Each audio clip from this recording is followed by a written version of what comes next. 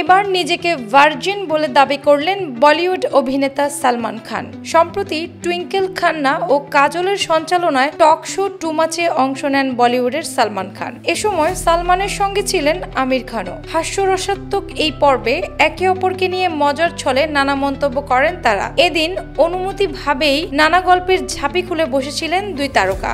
সেখানে তারা নিজেদের ব্যক্তিগত জীবন নিয়েও খোলাখুলি কথা বলেন।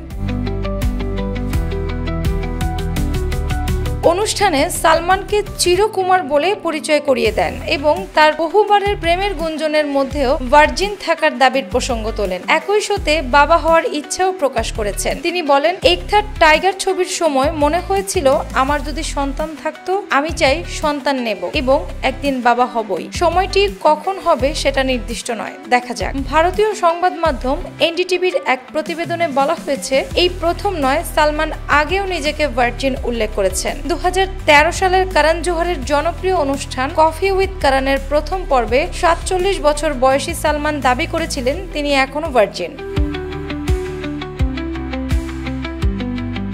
তিনি বলেছিলেন, আমার কখনো কোনো গার্লফ্রেন্ড ছিল না। আমি সেই মানুষটার জন্য নিজেকে বাঁচিয়ে রাখবো যাকে একদিন বিয়ে করব। করণ জোহর অবিশ্বাস নিয়ে প্রশ্ন করেন, তুমি বলছো তুমি ভার্জিন? গভীর ভঙ্গিতে সালমান উত্তর দেন, হ্যাঁ, আর মুচকি হেসে যোগ করেন, আমার বন্ধু আছে কিন্তু কোনো বেনিফিট নেই। তবে too much with Kajal and twinkle অনুষ্ঠানে প্রেমিকদের প্রসঙ্গ উঠতেই খানিক ভিন্ন সুরে কথা বলেন সালমান। ভাইজান বলেন, কয়েকজনকে সম্পূর্ণ এড়িয়ে চলি, দৌড়ে পালিয়ে যাই। এটা অভদ্রতা নয়, বরং যাতে অন্যের মনে পুরনো সম্পর্কের ছায়া না পড়ে।